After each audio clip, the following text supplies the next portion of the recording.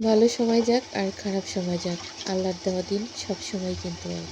তারপরও ওই যে বছর ঘুরে নতুন বছর আসে, তো তাই আর কি আজকে নতুন বছরের নতুন দিন, সবাইকে নতুন বছরের শুভেচ্ছা রইল। তো সকালবেলা রান্না করিনি, হালকা পাতলা কিছু করেই দুপুরে সকাল সকাল রান্না করতে চলে আসলাম। ছেলে মেয়ে গেছে স্কুলে ভর্তি হওয়ার জন্য, চলে আসলেই কিন্তু খেতে দিতে হবে। সকালে তেমন একটা কিছু খেয়ে যায়নি।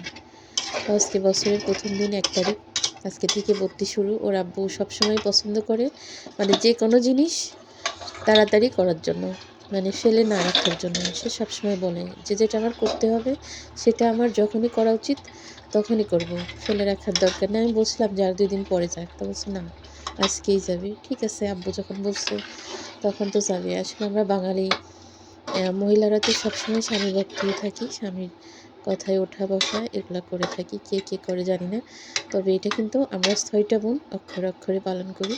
কারণ আমাদের আসলে সংসার স্বামী ছাড়া আমাদের আর কিছুই নেই।